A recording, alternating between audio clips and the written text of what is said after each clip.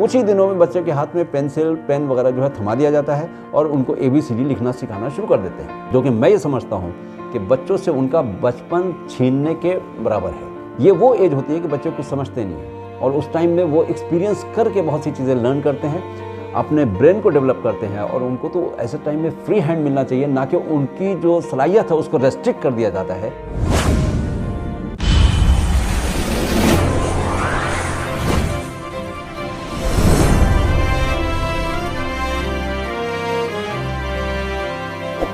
Subscribe now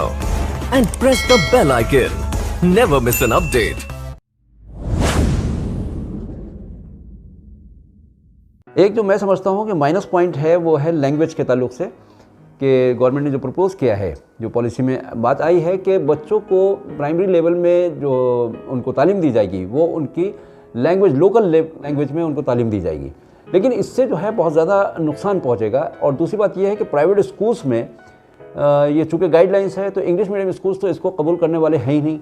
कि वो उसको इसमें करें, और पेरेंट्स भी वो भी ये नहीं चाहेंगे कि उनके बच्चे इंग्लिश से महरूम रहें, क्योंकि इंग्लिश एक इंटरनेशनल लैंग्वेज है और जो लोग इंग्लिश जानते हैं वो उनको जो है दूसरे बच्चों के मुकाबले एक एज रहती है, उनको एक फ़ायदा पहुंचता है। और कोई भी पेरेंट ये नहीं चाहेगा कि उनके बच्चों को किसी भी तरीके से डिसएडवांटेज रहे। और मैं ये समझता हूँ कि जो 3 लैंग्वेज फार्मूला जो आज तक चलता आया है वो ज़्यादा इफ़ेक्टिव है बमुकाबले इसके कि हर बच्चे को लोकल लैंग्वेज में वहाँ पर उनको तालीम दी जाए। और फिर उसमें एक बड़ा डिफरेंस ये आता है कि अगर जो लोग ट्रांसफ़रेबल सर्विसेज में हैं तो उनके लिए एक बहुत दिक्कत आएगी कि महाराष्ट्र का जो बच्चे पढ़ रहे हैं यहाँ पे लोकल लैंग्वेज में, मराठी में या लोकल लैंग्वेज है उसमें पढ़ रहे हैं, और अगर उनका ट्रांसफ़र जो है साउथ इंडिया यानी कि केरला या तमिलनाडु में होता है तो वहाँ पे वो बच्चे जो हैं वहाँ की लोकल लैंग्वेज में पढ़ रहे हैं यानी कि मलयालम और तमिल लैंग्वेज में पढ़ रहे हैं। तो ऐसे में उन बच्चों को एक जगह से दूसरी जगह जाकर के एडमिशन लेना और वहाँ पे कोप अप कर पाना जो है वो बहुत मुश्किल हो जाएगा। India is a multi linguistic country, multi cultural country. तो यहाँ पे जो एक हमें कॉमन लैंग्वेज, जो बेहतरीन लैंग्वेज हो सकती है वो है इंग्लिश, जो कि किसी को बर्डन भी नहीं महसूस होता है। और ये बच्चे जो हैं हर जगह पे अपने आप को एडजस्ट भी कर लेते हैं, और since it is a international language तो उस लिहाज से भी बच्चों को फ़ायदा रहता है। और किसी भी मीडियम से पढ़ रहे हो बच्चे, लेकिन अगर इंग्लिश अगर उनके पास है तो वो एक एडवांटेजियस स्टेज पे रहते हैं और ज़्यादा फ़ायदा उनको मिलता है। तो ये एक पॉइंट है कि अगर आप लैंग्वेज में जो है उसको 3 लैंग्वेज फार्मूला जो है उसी को कंटिन्यू करें तो that is much better than ये जो आप इसको लोकल लैंग्वेजेस में डिवाइड कर रहे हैं मुख्तलिफ लैंग्वेजेस में। उससे मैं समझता हूँ कि कोई ज़्यादा फ़ायदा नहीं होगा, बल्कि ज़्यादा एक खिचड़ी बन जाएगी और एक तरीके का कन्फ्यूजन जो है वो ज़्यादा क्रिएट हो जाएगा। मैं नहीं समझता हूँ कि बहुत ज़्यादा कुछ इसमें फ़ायदा होगा।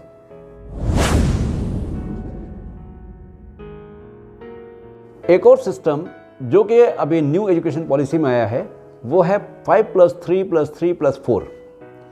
यानी कि जो पहले हमारे यहाँ 10+2 की जो पॉलिसी थी उसको चेंज करके गवर्नमेंट ने इसको नाउ 5+3+3+4 के हिसाब से कर दिया है। तो इस पॉलिसी में जो केजी सेक्शन है यानी कि nursery, junior and senior KG, वो भी इंक्लूड कर लिया गया है। अभी तक जो गवर्नमेंट की पॉलिसी के हिसाब से जो एजुकेशन शुरू होती थी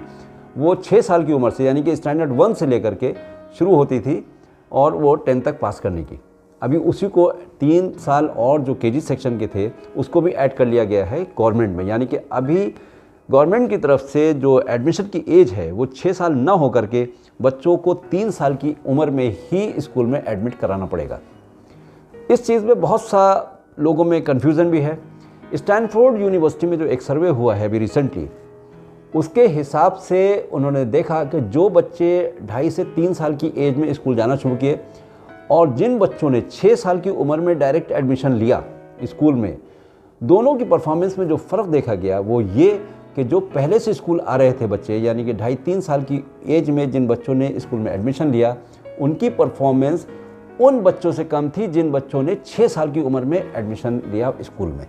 और मेरा खुद भी मानना यह है कि बच्चे 3 साल के बच्चे बहुत छोटे होते हैं, कोई ज़रूरी नहीं है कि उनको उसी एज में स्कूल में भेजा जाए। और फिर आजकल हमारे यहाँ जो किंडरगार्टन सिस्टम चल रहा है उसमें मेजॉरिटी ऑफ द स्कूल्स उस लेवल पे इक्विप्ड नहीं है जहाँ पे बच्चों को वो एजुकेशन दी जा सके, जहाँ पे उनको प्ले वे मेथड्स के ज़रिए से सिखाया जा सके, या उतने उनके पास प्लेइंग के इक्विपमेंट्स या ब्लॉक्स और दूसरी चीज़ें होना चाहिए जिससे कि उनको सिखाया जा सके, बल्कि वो एक ट्रेडिशनल सिस्टम के हिसाब से कुछ ही दिनों में बच्चे के हाथ में पेंसिल पेन वगैरह जो है थमा दिया जाता है और उनको ABCD लिखना सिखाना शुरू कर देते हैं, जो कि मैं ये समझता हूँ कि बच्चों से उनका बचपन छीनने के बराबर है। ये वो एज होती है कि बच्चे कुछ समझते नहीं हैं और उस टाइम में वो एक्सपीरियंस करके बहुत सी चीज़ें लर्न करते हैं, अपने ब्रेन को डेवलप करते हैं, और उनको तो ऐसे टाइम में फ्री हैंड मिलना चाहिए, ना कि उनकी जो सलाहियत है उसको रेस्ट्रिक्ट कर दिया जाता है, डिसिप्लिन के दायरे में बांध दिया जाता है और बच्चे थोड़ा सा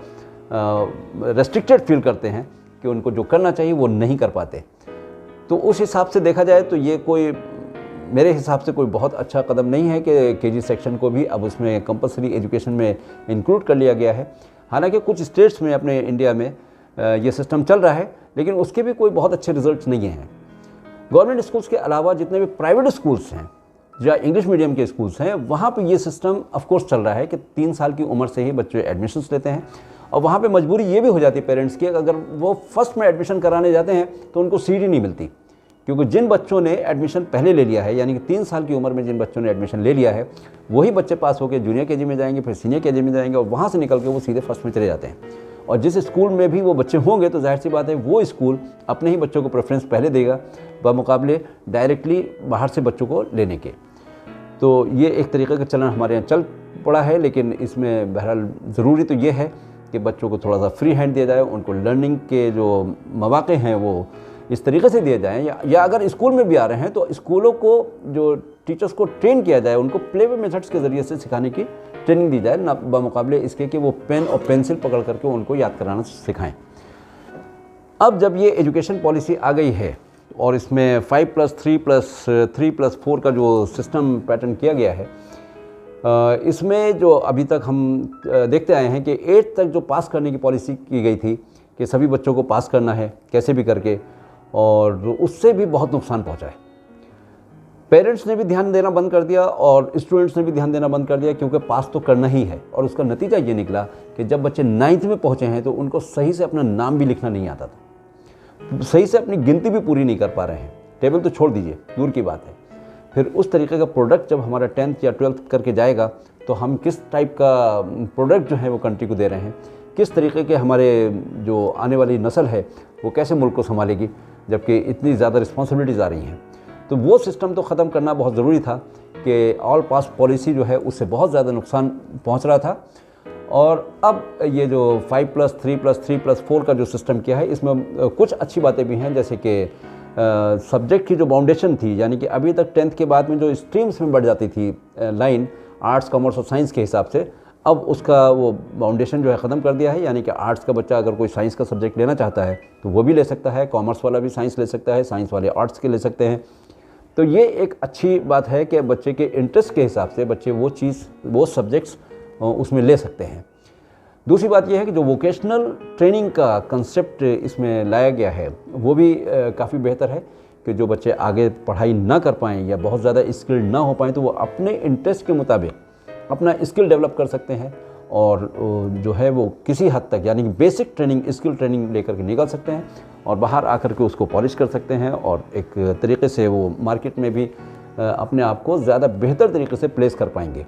वरना अभी तक का मामला तो ऐसा था कि जो बच्चे पढ़ के और इंजीनियरिंग करके निकलते थे उसमें से मेजॉरिटी यानी कि मोर देन 80% जो चिल्ड्रन हैं दे आर अनएम्प्लॉयबल। तो इसलिए भी ये वोकेशनल ट्रेनिंग का जो कंसेप्ट है ये काफ़ी अच्छा है कि इसमें बच्चों को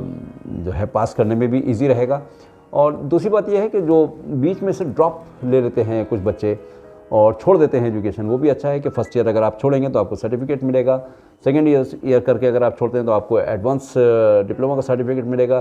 3 इयर्स करने के बाद में तो आपको ग्रेजुएशन का सर्टिफिकेट मिलेगा, डिग्री मिलेगी, और 4th ईयर करके अगर आप छोड़ते हैं तो वहाँ पर रिसर्च